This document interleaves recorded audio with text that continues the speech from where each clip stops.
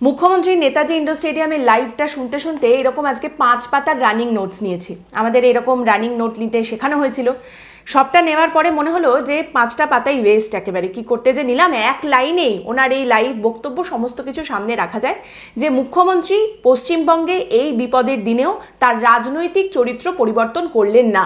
মুখ্যমন্ত্রী রয়েছেন মুখ্যমন্ত্রীতেই। দেখুন, প্রথমে একটু অন্য কথায় আসি। আজকেও এই খবর এসেছে যে ধুলিয়ান কিন্তু এখনো জ্বলছে, বাড়ি ঘর দোকান সেখানে এখনো আগুন লাগানো হচ্ছে। ধুলিয়ানে পরিস্থিতি উত্তপ্ত, সেখানকার সাধারণ মানুষজন এখনো পর্যন্ত ভীত সন্ত্রস্ত হয়ে রয়েছেন। এবং তারই সঙ্গে এই ধুলিয়ানের মধ্যে থেকেই এই সময় দাঁড়িয়ে একটা ভিডিও চারিদিকে খুব ছড়িয়েছে। তৃণমূল কংগ্রেসের একজন পুরপ্রধানের কিছু বক্তব্য সামনে উঠে এসেছে। এবার সেই ছেলেটার বয়স কত হবে? 30-35 বছর বয়স হবে।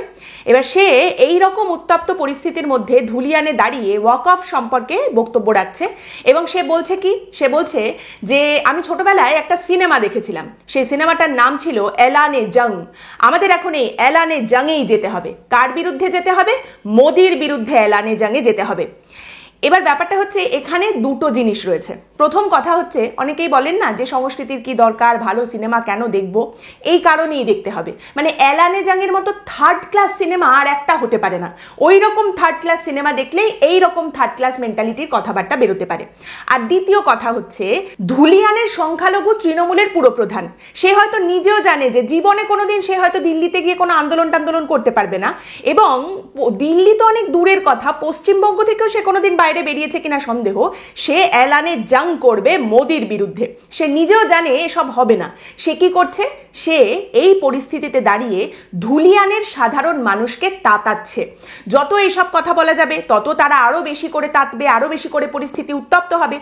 এই পরিস্থিতিতে দাঁড়িয়ে সংখ্যালঘু তৃণমূল কংগ্রেসের পুরপ্রধান ধুলিয়ানের সংখ্যালঘু মানুষজনকে আরো বেশি করে তাতাচ্ছে, আরো বেশি করে আগুন লাগাচ্ছে। আর কোন সময় দাঁড়িয়ে সে এই কাজটা করছে? যে সময় তার দলের নেত্রী পশ্চিমবঙ্গের মুখ্যমন্ত্রী নেতাজি ইন্ডোর স্টেডিয়াম থেকে শান্তির বাণী দিচ্ছেন।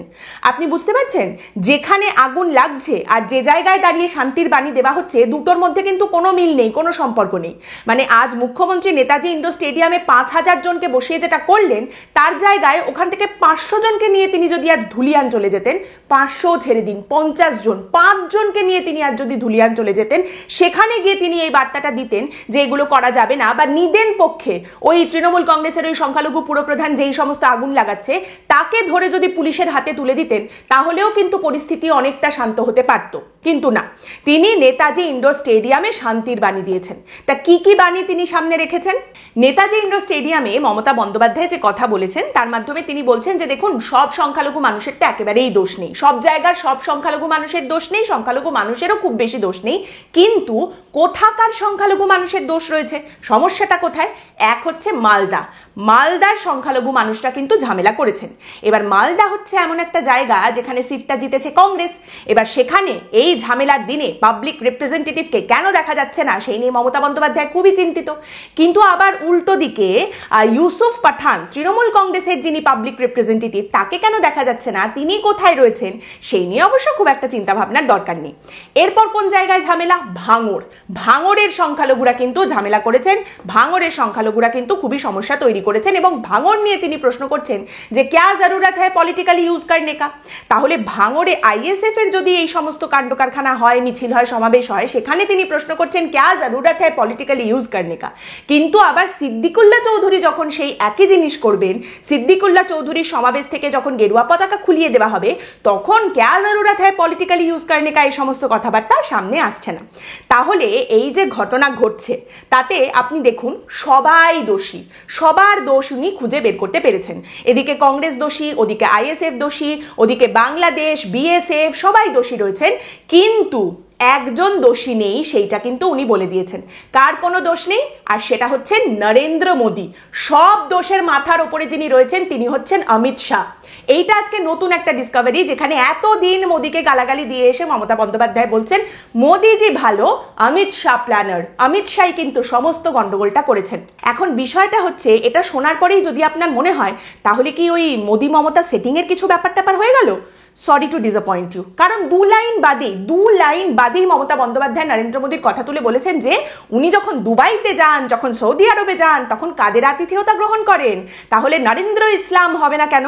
নরেন্দ্র ইসলাম কথাটা বলেছেন। এবার বলেই তার পরের লাইনেই ওনার মনে পড়ে গেছে আজ তো নরেন্দ্র মোদীকে ঠোকার দিন নয়, আজ তো অমিত শাহকে ঠোকার দিন। সঙ্গে সঙ্গে তিনি সেটা উইথড্র করে নিয়েছেন। না, আই উইথড্র, নরেন্দ্র ইসলাম বলাটা আমার ঠিক হয়নি, আই উইথড্র, কার্টেসি এসব আর বলবো না। আজ তো হিন্দুদের সঙ্গে ওয়াকফ সম্পত্তির সম্পর্ক হিসেবে দুটো নতুন তথ্য সামনে উঠে এলো মমতা বন্দ্যোপাধ্যায়ের কথা অনুযায়ী। মমতা বন্দ্যোপাধ্যায় এই দুটো তথ্য সামনে রেখেছেন। এক হচ্ছে প্রচুর হিন্দুরা রয়েছেন যারা ওয়াকফে সম্পত্তি দান করেছেন, এবং দুই, ওয়াকফ সম্পত্তিতে প্রচুর হিন্দুরা থাকেন, হিন্দুরা বসবাস করেন। এই নিয়ে তো তর্কের ঝড় উঠবেই, বিতর্ক তৈরি হবেই, এবং দুটো প্রশ্ন অবশ্যই উঠে আসবে যে কোন হিন্দু রয়েছেন যিনি দেবোত্তর সম্পত্তি দান না করে ওয়াকফের সম্পত্তি দান করেছেন, এবং ওয়াকফ সম্পত্তিতে প্রচুর হিন্দুরা বসবাস করেন কোথায় কোথায় হিন্দুরা বসবাস করেন ওয়াকফ সম্পত্তিতে।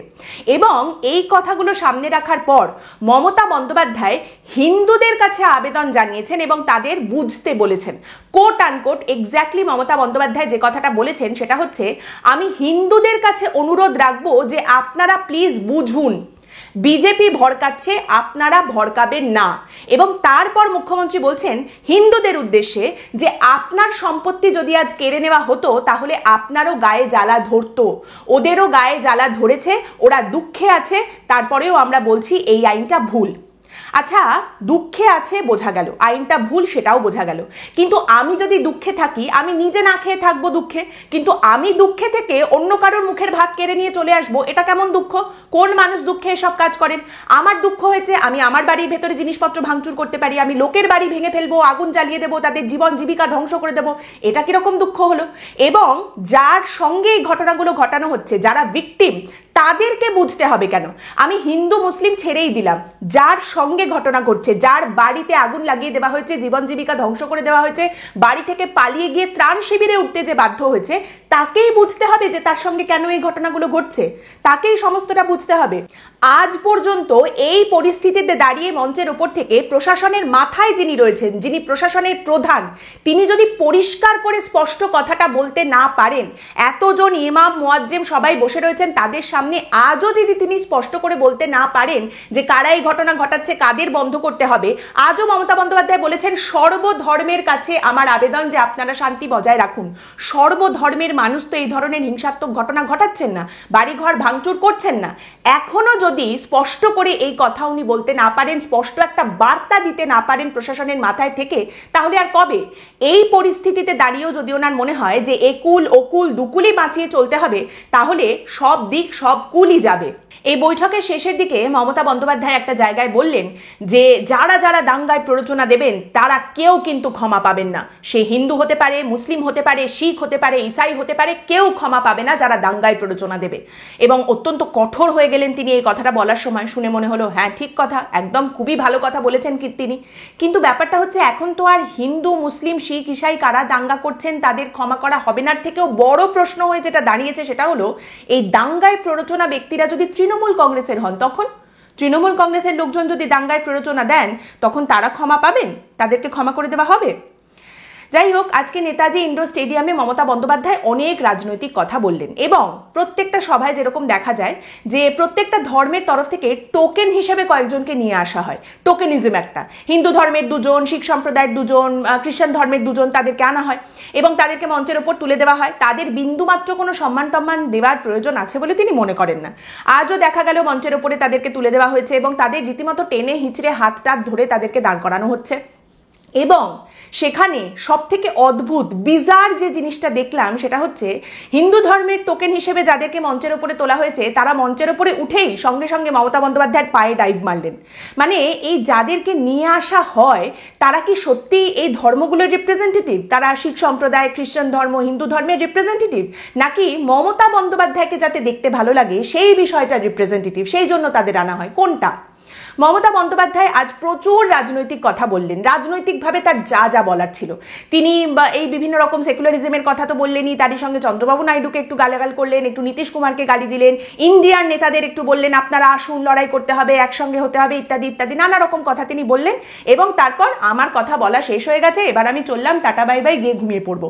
না তিনি অন্য কারুর কথা শুনলেন, না তিনি অন্য কাউকে কোনো কথা বলতে দিলেন। রাজনৈতিকভাবে তার যা যা বলার ছিল বলে টলে তিনি চলে গেলেন। এরপর যদি আবার আগুন জ্বলে, আবার যদি একই উত্তপ্ত পরিস্থিতি তৈরি হয়, তখন কি আর এই একই ননসেন্সের রেপুটেশন দেখতে পাওয়া যাবে বারবার বারবার। আজ মমতা বন্দ্যোপাধ্যায় অনেক কথা বলতে পারতেন, ইমাম মুয়াজ্জিনদের সামনে বসিয়ে তিনি অনেক বার্তা দিতে পারতেন, স্পষ্ট বার্তা দিতে পারতেন যে আপনারা প্রত্যেকটা জায়গায় গিয়ে শান্তি বজায় রাখুন, মানুষকে বোঝান, পুলিশের সঙ্গে কাজ করুন, পুলিশের সঙ্গে আপনারা রিপ্রেজেন্টেটিভ হিসেবে বিভিন্ন জায়গায় যান, সেখানকার মানুষকে বোঝান, পরিস্থিতি শান্ত রাখুন। এবং আবার যদি কোথাও কোনো রকম গন্ডগোল হয়, আগুন জ্বলে, তাহলে কিন্তু আপনি পয়েন্ট অফ কন্ট্যাক্ট থাকবেন, প্রথম পার্সন যিনি পয়েন্ট অফ কন্ট্যাক্ট, তার সঙ্গে আমি যোগাযোগ করবো এবং আপনাকে এই অ্যাকাউন্টেবিলিটিটা নিতে হবে, দায়িত্বটা নিতে হবে। এরকম হাজারটা কথা উনি বলতে পারতেন। There were 1,000 things, a million things that she could have done or she could have said, but she chose to do this. আজকের পর্ব এখানেই শেষ করছি। আপনাদের মতামত এই পর্ব সম্পর্কে অবশ্যই জানাবেন। ভালো থাকবেন।